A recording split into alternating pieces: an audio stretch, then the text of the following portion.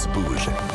Elisabeth Assayag, Emmanuel Dutheil. La France bouge aujourd'hui, on s'intéresse notamment aux médecines douces, notamment à l'homéopathie et comme toujours on va chercher le leader, en l'occurrence les laboratoires Boiron, et notre grande témoin du jour c'est Valérie Lorenz-Poinceau qui est la directrice générale de ces laboratoires Boiron. Et l'une des principales préoccupations dans la médecine du quotidien, c'est la gestion de la douleur. Homéopathie, acupuncture, naturopathe ou gros traitements lourds. Comment gérer la douleur?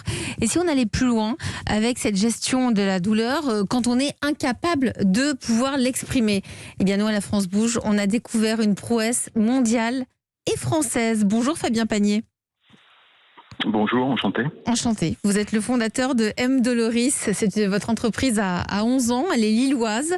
Elle est spécialisée dans la création d'instruments d'aide à la gestion de la douleur. Quand je dis que c'est une prouesse mondiale, c'est la réalité. Vous êtes totalement unique. Oui, c'est la réalité. Nous sommes les seuls au monde à être capables de mesurer l'activité de ce qu'on appelle le cerveau reptilien, donc le cerveau qui est responsable de toutes les réponses de l'organisme non réfléchi. On appelle ça également le sous-cortex, ça se localise sous le cerveau tel que chacun l'entend. Et ce sous-cortex est responsable notamment de la réponse à la douleur. Donc c'est une technologie lilloise, c'est une technologie brevetée. 23 ans de recherche. 23 ans de recherche. Exactement. Ce sont des brevets qui ont congratulé les 23 années de recherche réalisées par un laboratoire de recherche INSERM du CHU de Lille et une exclusivité mondiale qui a été allouée à la société que je dirige, qui s'appelle M. Doloris Medical. Alors, et surtout, les effets sont extrêmement impressionnants parce que grâce à vous, les médecins, les anesthésistes évitent les sous-dosages ou les surdosages de médicaments parce qu'on sait exactement la réalité de la douleur du patient ou de la patiente.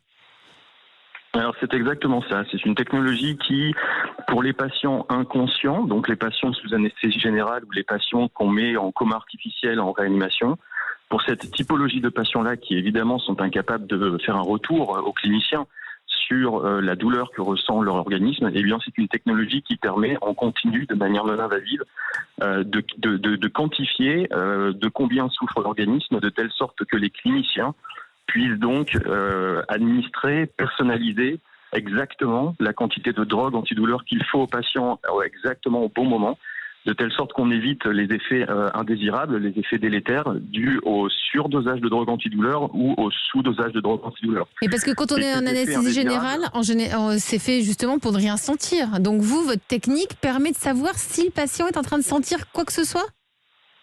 Oui, l'organisme réagit à la douleur. D'accord. On appelle ça l'analgésie.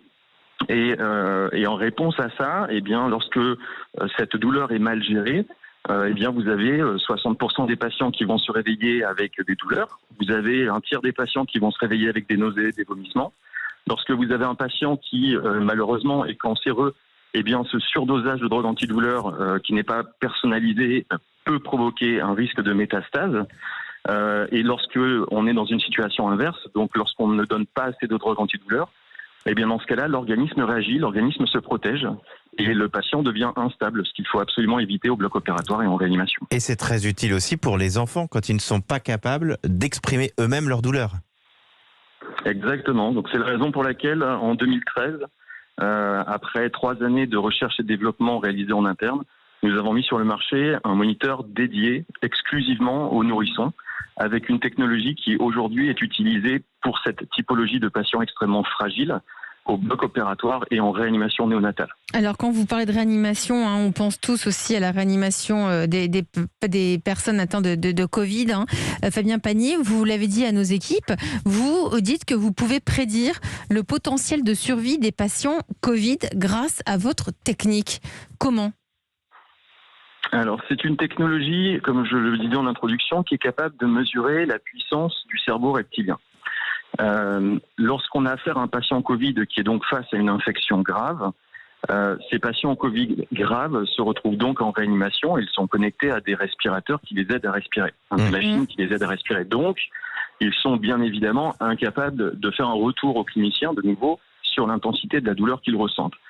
Or, on sait très bien que pour cette typologie de patients, et ça a été publié par 2 fois, et d'autres publications internationales sont sur le point d'être publiées pour confirmer ces résultats, On sait très bien que si on donne trop de drogues antidouleurs à ces patients Covid, eh bien, il y a un risque de dépression respiratoire. Et si on n'en donne pas assez, il y a un risque de réponse inflammatoire. Dans les deux cas, les conséquences ça va sont pas. graves pour les patients Covid. Mais ça va plus loin puisque en étant capable de mesurer la puissance de l'organisme, on est capable également de mesurer son degré d'épuisement. Si vous voulez, lorsque l'organisme est face à une infection, l'organisme se défend en mettant en branle l'intégralité des mesures qu'il est capable de mettre en marche pour faire face à cette infection. Mais plus l'organisme se défend, plus l'organisme s'épuise jusqu'à atteindre un seuil d'épuisement qui remet en question la survie patient. Et la technologie M-Doloris est la seule au monde à être capable de mesurer donc ce seuil et d'informer le corps médical d'un risque grave de survie patient. Valérie Lorenz-Poinceau, je rappelle que vous êtes la directrice générale des laboratoires Boiron. Moi, ça me laisse, pour être très honnête, quasiment sans voix, tellement je trouve ça impressionnant.